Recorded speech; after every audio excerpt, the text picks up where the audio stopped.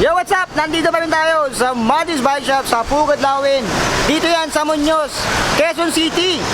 So ito yung napuntahan natin na bike shop na napakadaming project bike. Pero bukod dyan, meron tayong project dito na 2024 version or model ng Trinx. Ito yung Trinx M1000. Ayan, hindi yung motor sa kabila. Ito yung Trinx M1000. Papakita ko sa inyo kung ano yung bago dito. Diba dati uso yung mga Trinx Q189, Q800. Ngayon ay M1000. So naka M series naman sila ngayon, hindi na Q. So tara, samahan nyo ako mag-bike dito sa Modis Bike Shop. Yung address nila ay nandiyan na, full details sa may ating comment section and sa video description. So like, comment, share, subscribe. Let's go! Maglalakbay ako patungo sa kawalan upang amunin tong pangarap sa buhay at susuungin to itong kadiliman. Makita ko lang ang liwanag ng katarungan. Okay, so ito sa Modis Bike Shop. Ayan, pwede kayo magpagawa dito. Ito yung Congressional Road. Ayan. So, pinaka-landmark yung tulay. So, yung full details nandiyan sa screen and nandiyan sa video description sa comment section.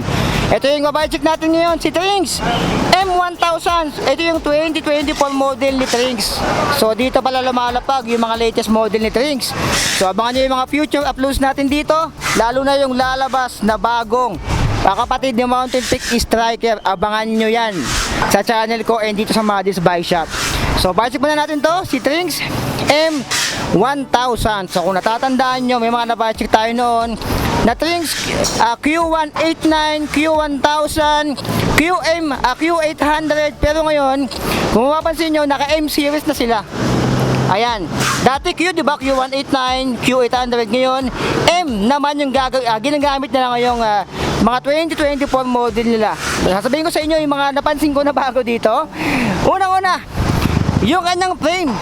Kung mapapansin nyo yung frame ni Trinx ng mga unang panahon ng kopong-kopong, ay napaka-basic lang. Minsan all black lang, all yellow lang. Pero ngayon tingnan mo, halo-halo na yung kulay. Merong parang ano dito, parang gray. Sa taas, dito yung Trinx niya. Dati white to, usual, di ba? White is either white or blue yung nilalagay nila na Trinx na word. Pero ngayon, kakulay nito, parang siyang brown. Ayan. So, M1000 nasa kanyang top tube. Itong top tube na dito, Elite. So, alam nyo na, kapag may nakalagay na Elite sa mga bike ng Trinx, ibig sabihin, 27.5 yung size ng kanyang frame and ng gulong. Kapag yan naging Quest, Trinx M1000 Quest, yan yung 29er version. So, malinaw tayo doon. Nag-lecture. So, dito malinis lang din yung kanyang cable. Ay, meron sa kanyang kanan, isa. And sa kaliwa, meron ding isa. And sa taas, meron ding isa. So, yan. Magkakagalit yung mga kable, magkakahiwalay. So, full internal cable routing naman siya. Ayan, dumaan sa taas yung brake cable niya. Nandito. And dito yung head tube, straight lang. Kita-kita dito. Kitang-kita dyan na straight lang siya. Ito yung serial number ng frame kung magpapawarranty kayo. And ito naman yung kanyang welding. So, hindi siya ganon kakinis. Dito, hindi siya ganon kakinis dito. So, literal to sa mga budget na ganito, no? So, yung size na binabudget natin ay medium size. So, size 17 yan. So, napakalinaw na yan. And hindi lang siya smooth welding, pero natural na yan sa mga ganitong budget ng Trinx. Ayan, meron dito next level sa kanyang seat stay. Yung FD, ang ginamit, tignan nyo to, yung FD na ginamit dito ay Shimano Qs na. Ayan. So, kung nagkakamali, ito yung unang-unang bisikleta na nabike natin na naka Shimano Qs. Ayan, yung kanyang crankset, Qs na rin to, naka 2x. Ayan, so naka 2x na rin to ng Qs. Kitang-kita nyo dyan, and yung chain na ginamit, stock lang din syempre. Ayan, so yung FD ay Shimano Qs din. So itong Qs ay parang sabi nila ito yung papalit sa mga Altos and Alivio. Isparakit naman ito, bilangan natin 1, 2, 3, 4 1, 2, 3, 4, 5, 6, 7, 8, 9 9 speed, 11, 36 teeth. Ayan, so naka 2x9 speed, and ito ay cassette na rin yung nilagay dito. So yung kanyang hub, ito yung magnet natin. Okay, alloy na yung hub and malamang sa malamang silvering na rin yan.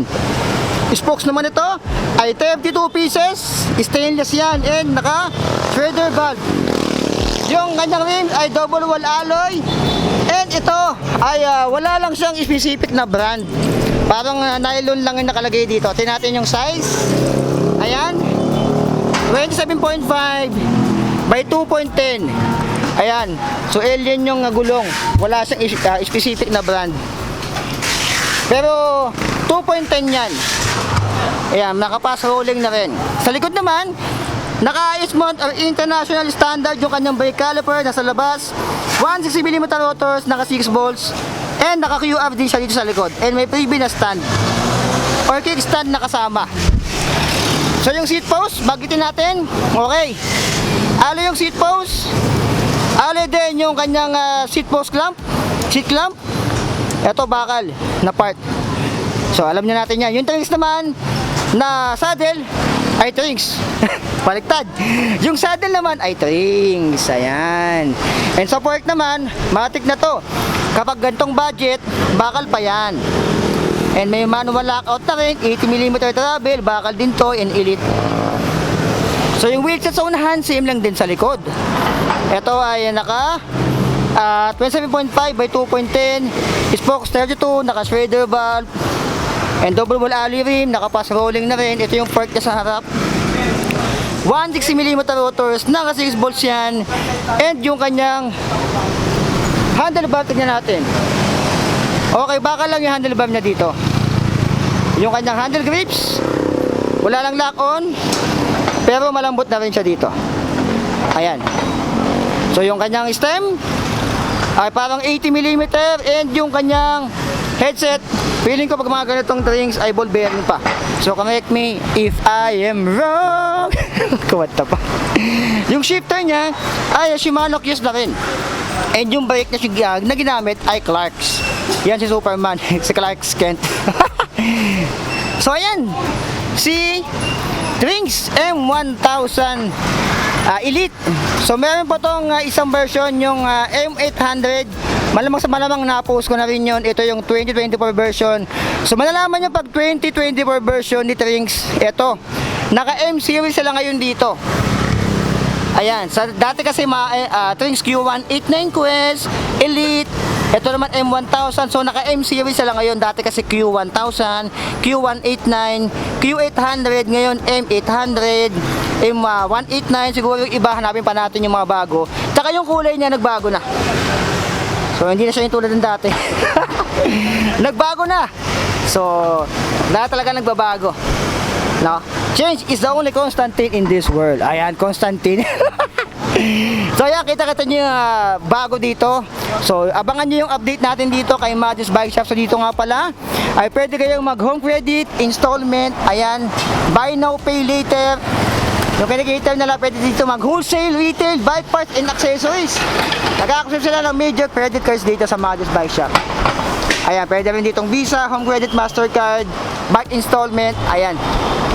Tinan nyo kung gaano ka-busy dito yung mga mekaniko nila. Ayan o. Ayan, tinan nyo kung gaano ka-busy mga ginagawa ng mekaniko nila dito. Di magkamayaw. Sa dami ng customer na dumadayo dito, malalayo pa yan. So, anong masabi nyo dito sa Trings na binacheck natin? Abangan nyo yung lalabas dito ng mga latest model, lalo sa Mountain Peak. Yung kapatid ni Mountain Peak Striker. So, mag-follow na kayo sa amin ni Madis Bike Shop. And subscribe na rin sa channel ko, so be it, para makita nyo yung kapatid. Sa January yata ang lapag nun, sabi niya bossing dito. Ayan, abangan nyo yung darating pang latest dito sa mga gusto maka-avail nito. Yung full details ng Madis Bike Shop, nandyan lang sa screen nyo ngayon.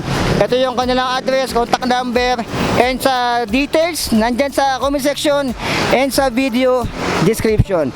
Nandyan na po lahat, no? Pati yung kanilang location dito. Pupuntahan nyo lang. Sabihin nyo lang, napanood nyo sa Poging Sobit, baka may discount pa kayo dito. So yun lang mga alien, like, comment, share, and subscribe. Abangan nyo yung future uploads natin dito. Napakadaming 2024 version na lalapag dito kay Madis. Mag-antay kayo. Parating na yung mga alien. Mabibigla kayo sa mga latest model dito kay Madis. Kaya mag-follow na kayo sa kanilang Facebook page. Ayan yang Maddie's Bicep. So yun lang mga idol, like, comment, share, subscribe. So be it, I love you all. Signing out.